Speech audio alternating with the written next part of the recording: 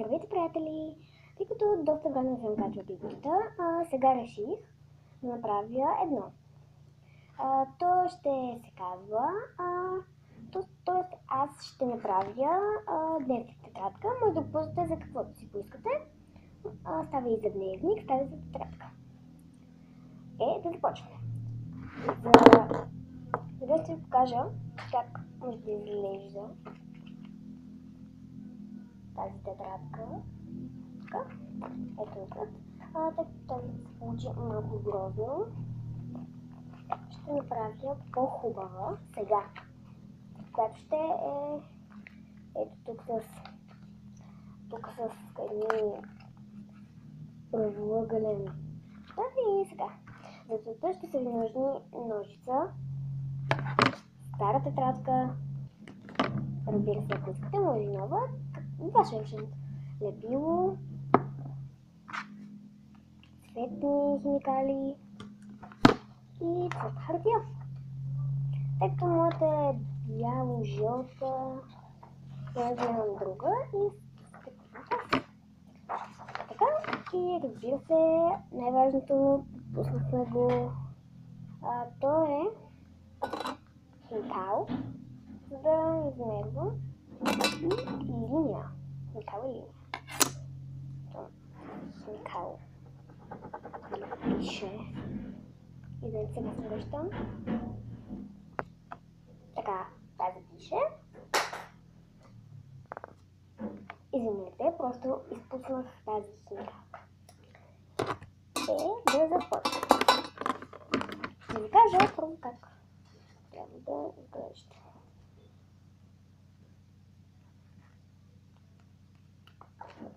Ето така. Ставате го на фона на тетрадката, зависи колко е дълга тя. Първо така. После, зависи, ако искате, правите ето така.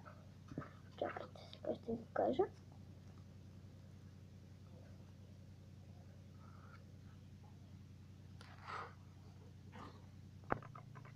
Така, и ето това трябва да се получи на изслед.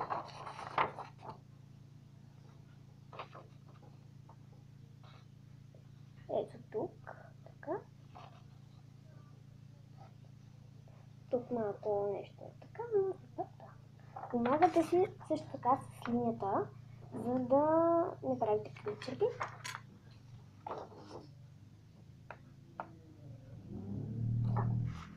Ето. Направих ето точно така. Даже има линия върху моята тетрадка.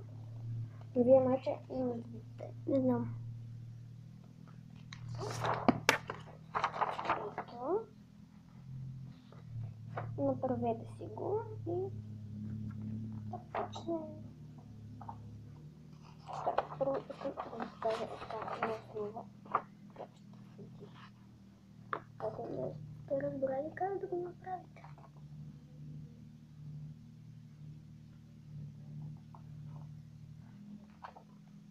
Така, ето тук. Така.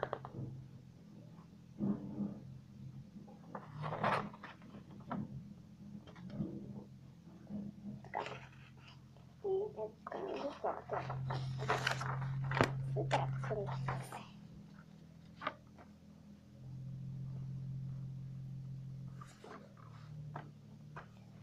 Слагате си го на основата. Ето така. И почвате да режете. Така. Ето както е. Ето тази тук основа.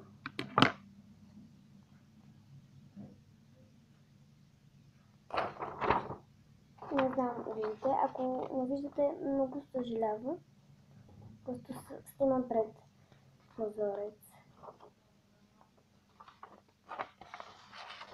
И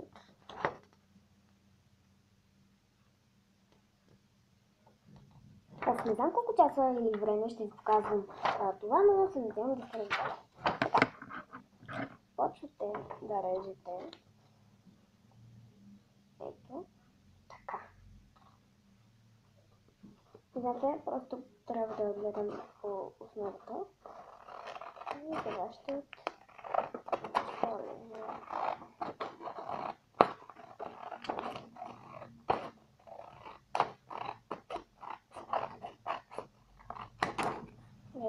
квадрата, който е начертан.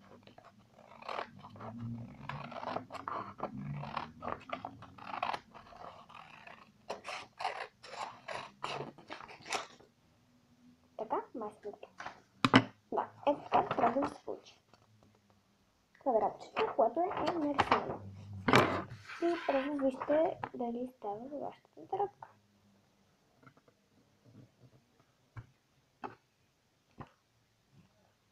Ето.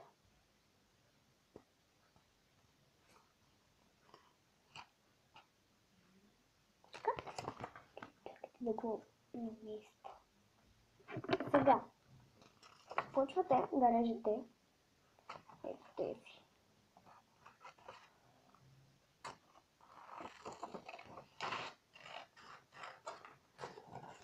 Ето така ето тези.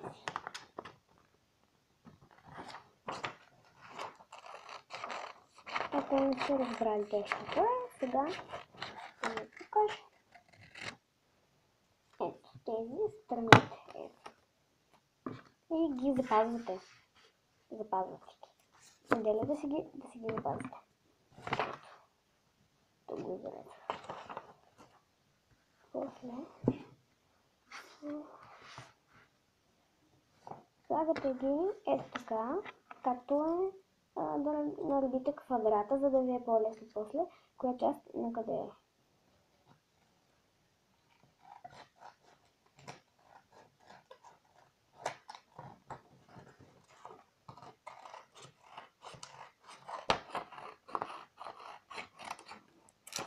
Така, ето, другата част я слагам.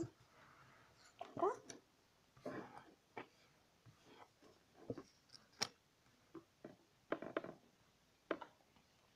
И останаха ето тези.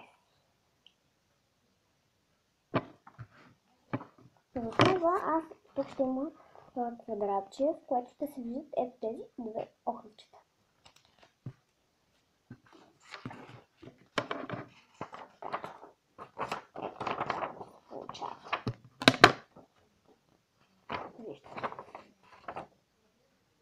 И сега отрязвате ето тези по чертата.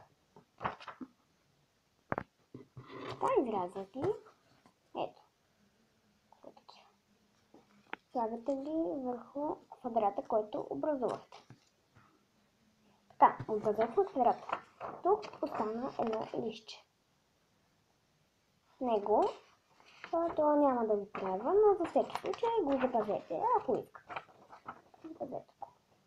Тук после ще видим. Така, ето. Вие тетрадката, върху която аз ще работя, вие също ще изберете една.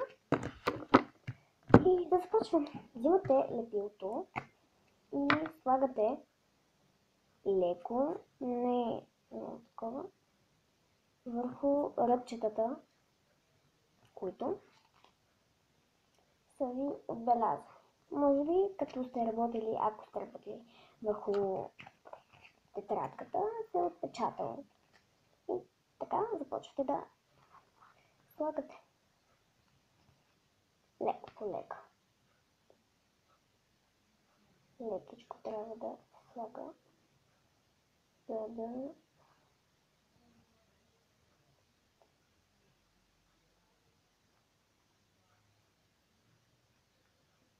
но, както ви казвам, не по цялата тетрадка.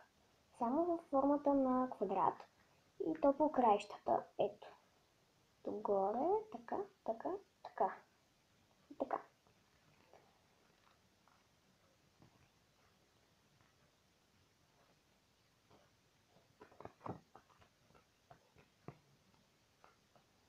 Ако после като го залепите сте излезли с лепилото, няма проблем да го замажете с ръка.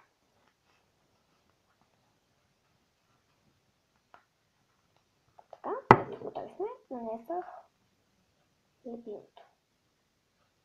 Сега бавно почвате отгоре надолу. Вземате частта. Залепвате. Искате.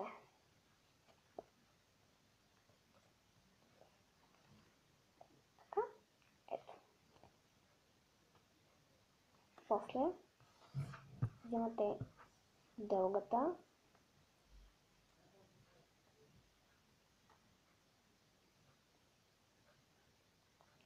малко по-голямо сигурно трябва, или по-късно. Извинете. И ето така трябва да се получи. Сега продължавате. Намазвате пак слепливо, за да, ако ви е засъхнало другото. И почвате. Взимате голямата част и я нанасяте.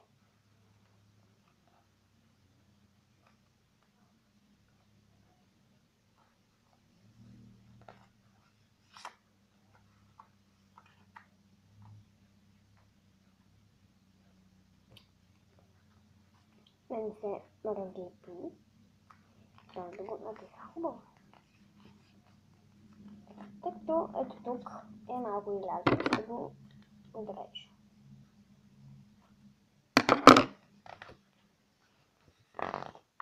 Ето. Ето така. Така. После остана малката част. Залепвате това, което е останало. Ето така. Не си го повторете така, защото аз просто искам да ви покажа как.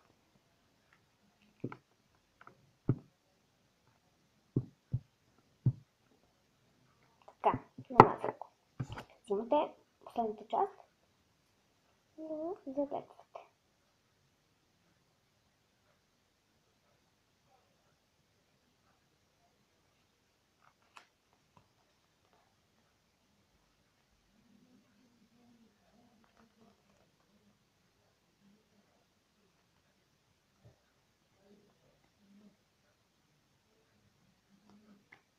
Така, ето тук е такова и сега ще го правя. Така, ето. Така се получи. И ето, виждате се двете охричета. Сега идва редът на украсяването с стикери. Да, забравих да спомена. Но така, ако нямате, може да използвате изрезки от писание и такива неща. Така, аз избрах и залепих стикерите. Вашия избор е с стикерите, тъй като тук тетрадката е малко по-животинска, нохлевчета и залепих само животни.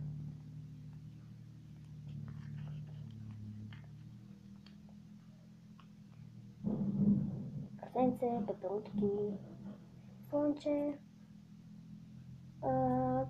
гитарки, беше това не знам, крокодилче, прасенце, Камила, паун, коте и птичка. Ето това е. Отзад може също нещо да направите.